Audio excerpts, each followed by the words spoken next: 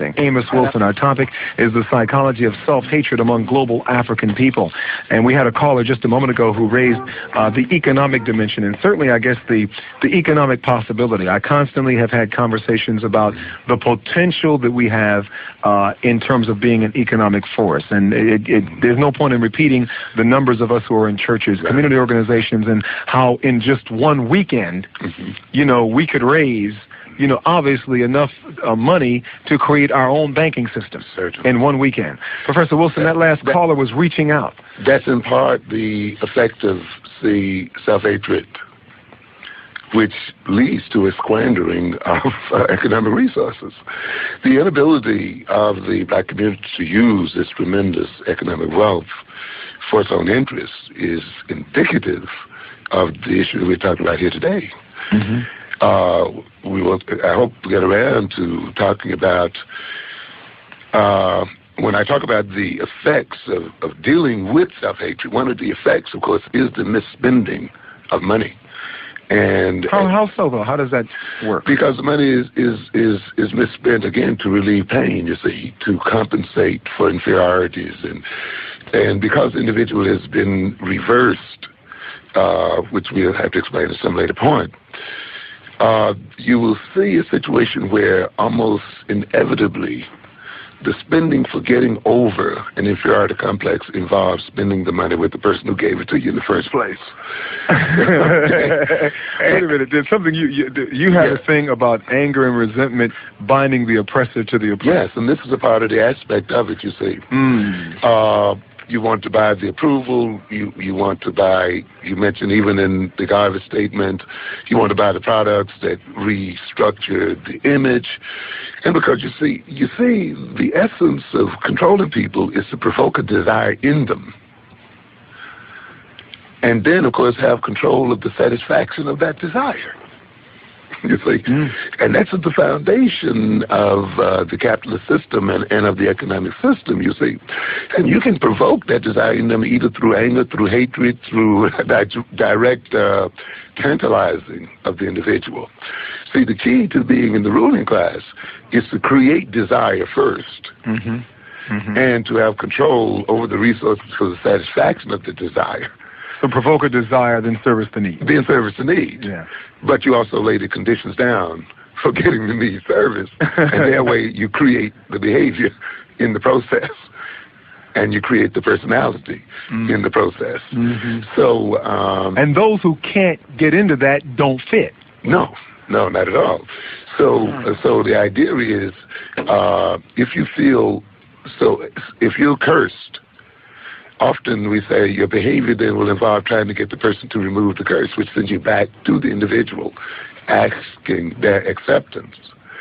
And of course, often they will make a few demands on you, which you have to fulfill before you can gain that acceptance back again. If you feel as if, and see what happens when we were robbed, and we are robbed as people, we see who have it, but who has what has been robbed from us. But we also forced to buy it back because we can't buy it from ourselves. We don't have it. You see, because when we try to compensate for a loss of status by dressing well, we got to go to Bloomie's or somewhere, When we try to compensate for a loss of status by buying a house, we go to the white community, you see. Or by eating at, and we want to show those people that we're as good as they are, so forth. You see, all of this effort to compensate and prove something and to be accepted and all of this kind of or to escape is going to send you directly back to the people who created the situation in the first place. Amazing. Because we have been taught to worship everything that's non-constructive. That's one of the first things you do with people when you want to make them subject. You have them to, and I have this in the textbook, how did I phrase it? I'm trying to remember how I did phrase it. We glorify, well, these are not the exact words, but it's in there. Several times I say it in different ways. But black people are taught to glorify everything that is stupid and to run from everything that is serious. Wow. We don't want to deal with nothing that's serious and constructive. If it's constructive, we consider anything constructive as being, that's not no fun. See, anything that's constructive ain't fun. Fun is doing something that is absolutely non-constructive.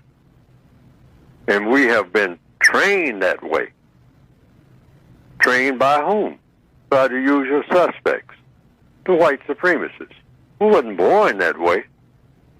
But we gravitate toward any kind of thing. If it's silly, call the black people. All right, we're fixing to do something that's absolutely silly now. All right? So, hey, any black people around, let them know it's silly time. And so if it's totally silly, totally non-constructive, going to be a disaster, black people, we go to it just like bees to honey. We're trained that way. We're not naturally that way.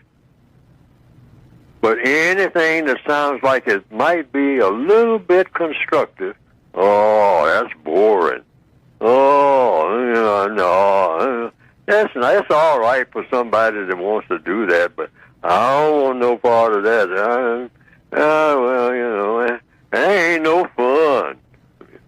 But anything that's total nonsense and going to lead to a disaster, we want to be every part of it that we can possibly be.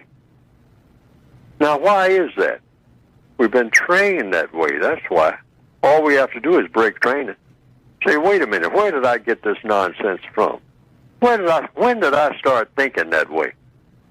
Hanging out with my homies? Well, why did my homies think that way? All right? It had an origin somewhere, and it's being passed down through the generations. And that's all that it is. Mm-hmm. All we have to do is just break training. That's it. Get on another wavelength, and that wavelength is, hey, if it's not constructive, I don't want to be nowhere around it. Suppose that's a decision that we can make. And we don't have to train ourselves to do it. Just start doing it. Just start right this minute. If it's not constructive, don't call me. Think about what you want and ask yourself why you want it. Think about all the things that you tell yourself that you want to have and ask yourself if you want to have those things for no other reason than knowing that others have those things. Here's a question. What can you do to stop yourself from wanting what you do not need? Here's the answer. Do not seek or maintain contact with anyone who attempts to increase your needs unnecessarily. The need for more food, the need for intoxicating drinks or drug chemicals, the need for unnecessary or non-constructive sexual intercourse, the need to have more money to spend to acquire things that are not necessary and of non-constructive value, the need to become unnecessarily dependent on others. Here's an explanation of that. Do not keep company with or allow yourself to be influenced by any person who tries to get you to need something that you do not need. Avoid contact with people who try to get you to increase your need for anything. They may make you more dependent on another person, creature, or thing. Start now to avoid such contacts. Do not spend time, energy, or money trying to have things for purposes of showing off or for no other reason than to be able to say that you have those things. Do not try to go someplace like the place where you see someone else trying to go until you have made a careful study of the value of what that someone is trying to go to that place for. Do not try to do something that you see someone else trying to do until you have made a careful study of the value of what that someone is trying to do. Welcome back. Welcome back. Welcome back. Happy Monday to everybody. I'm Joseph Ward. This is On the Shoulders of Giants, and we are continuing our review of Neely Fuller's The Compensatory Code is what I call it, but it is the United Independent Compensatory Code System concept, a compensatory counter-racist code, a textbook/workbook for thought, speech, and/or action for victims of racism, white supremacy. And we are picking back up on page 79, where this video is a reading between I read page 79 to page 99, and this is what I'm covering in this video on part 2 of area 1 of economics of the 9 areas of human activity. Neely Fuller decided to start with area 1, which is economics, and go check out last week's video as I set the stage for what economics is and how we should Neely Fuller's definition of economics and the mindset, what instead of that we have about economics, but Neely Fuller has given us a mindset that he believes we should have surrounding economics so we can better use economics and better understand economics and how economics touches every aspect of human activity. All right. And so in this video, we're starting off, you see, I had the clip from Dr. Amos Wilson as well as Neely Fuller talking about the needs, how we're spending our money, how we use economics or our lack of use of economics, how we go about in our everyday lives acquiring or not acquiring, using or not using resources to better our lives, to better our positions, and to escape the system of white supremacy or end the system of white supremacy. How are we using economics? How do we see economics? What is our whole definition of economics? That's what we're getting into. All right. So here's a note from what I read previously. Every minute of every day in all things, constantly try to think, speak, and act according to the difference between what is and what is not important. He's concentrating. The big thing in this is concentrating on spending our time, energy, and effort only on the things that are important.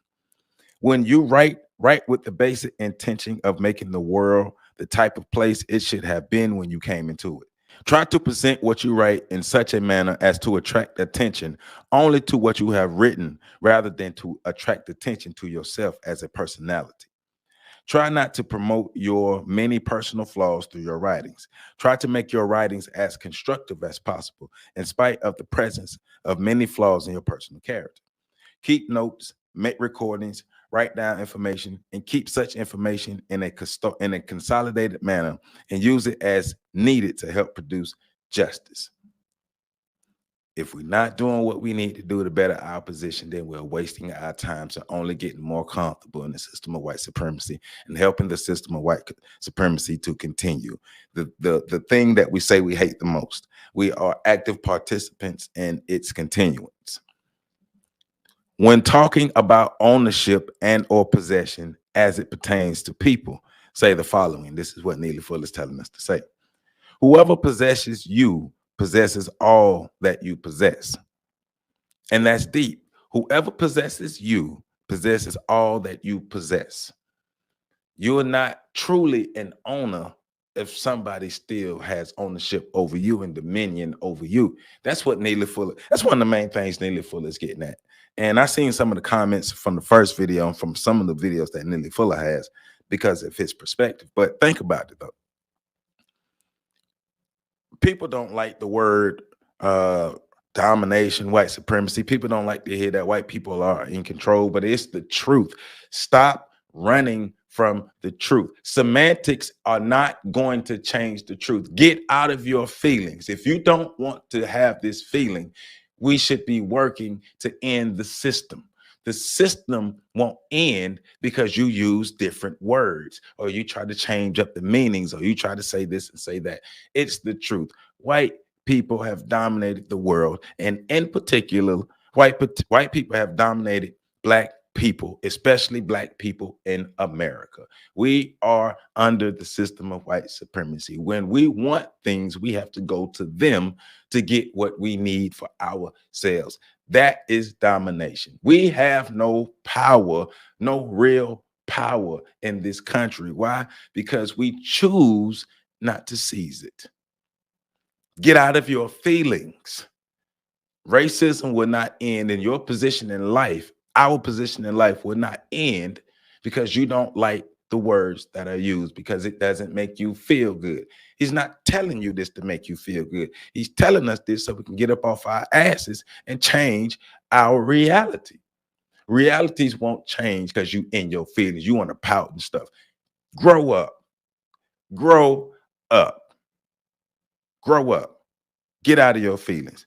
We need to do better. If we want better, we have to do better.